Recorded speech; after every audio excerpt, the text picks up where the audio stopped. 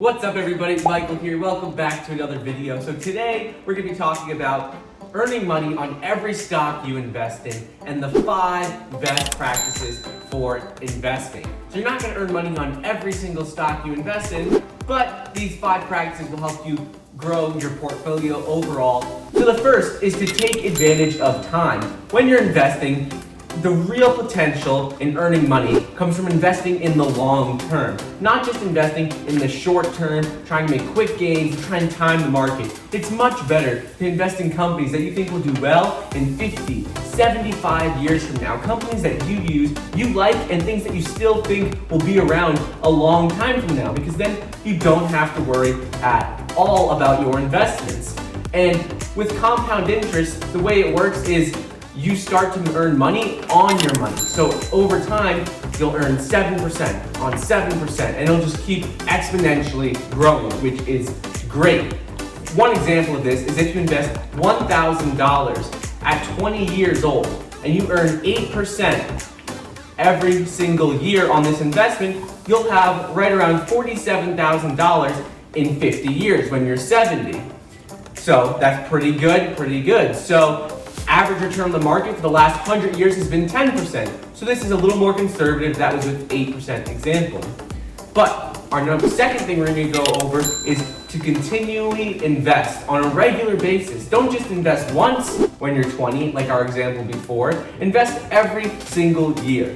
For example, if you took that same $1,000 from number 1 and you invested $1,000 every single year at 8%, for 50 years, like we did before, but you invested $1,000 every single year, you'd end up with close to $667,000 at the end of 50 years versus only $47,000 before. You can't even compare those two numbers. It's such a huge difference. And think about it, $1,000 a year is less than $20 a week. You could save $20 a week. That's like saving money. That's like 1 or 2 meals out. It's like a Chipotle burrito, 2 Chipotle burritos, that's it. So, and number 3 is to just set your investments and forget about them. Pretty much, that's all you gotta do. If you pick companies that you think will be around for a long time, long into the future, you shouldn't have to worry about short-term fluctuations, a recession, a stock market crash, because over the last 100 years, the stock market has increased 10% every single year. That takes into account down years where there was a recession, even the depression. It takes into account all of those things because over the long term, the market usually goes up. Companies are increasing in value. That's not to say they will do that forever, but historically, it's been that way. And then also with short-term trading, you lack certain tax benefits. For example, you're taxed at a much higher rate than if you hold on to the stock for over 1 year. If you hold on to a stock for over 1 year, it's taxed differently at a lower rate. So you'll be able to keep more of your gains. So if you're looking for investing and looking for big returns in general, remember that it's a long-term game. Don't try and time the market. Better just to invest for the long term. That's what Warren Buffett does. He has close to $100 billion, and I would trust what he does as well. The 4th thing we're going to go over is to maintain a diverse portfolio, because when investing, some stocks, some companies that you invest in may underperform. Some of them may go out of business altogether, but it's important to know that not all of them are going to follow the same pattern. If you invest in 10 companies, not all of them are going to go out of business. You know, if you pick just even on average, if you pick an average portfolio, some companies are going to do really well, some companies are going to do poorly. That's just how it works.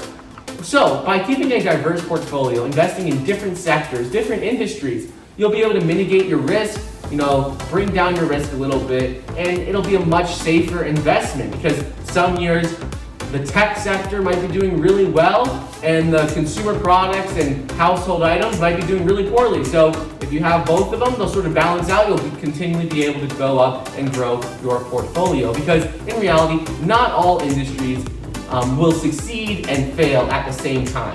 I know in a recession, everything will go down, overall, but like I said before, long-term investing, over time it'll go up. The 5th thing to consider is hire professional help. Even if you're an expert, you think you know a lot about the stock market, you think you're very, very knowledgeable, it always can help to have an expert on your side, in your corner, to make you more comfortable at least. You could be the most knowledgeable person ever, but it takes some stress off of you. It makes it so you know that there's someone else looking at your portfolio and it's not all the pressure on you. Some people like investing by themselves and don't like having a professional look at their money with them, but for the most part, it's a pretty safe thing to do. It's pretty safe to have professional help. Someone just put a second set of eyes on your portfolio, and even they could give you advice on stocks they want to invest in, because the way the professional help works is that the only way they make money most of the time is if you make money. They take a small percentage of it. So it's in their best interest for you to do well. So anyways, those are 5 of the best investing practices that you should follow, and I would recommend to follow, in order to increase your portfolio value over time. You're not going to make money on every single stock you ever invest in, but over time, with these 5 practices, really maintaining, the advantage of time, continually invest regularly, set it and forget it. So you mostly, you don't touch it, you invest for the long term, maintain a diverse portfolio, and hire professional help. With those 5 things, you'll be able to grow your portfolio over time much, much easier. Anyways, thank you guys so much for watching. Please like the video down below, subscribe to my channel, leave any comments on what you think of these 5 practices, what else you'd like to see moving forward. And with that being said, thank you so much for watching, and until next time.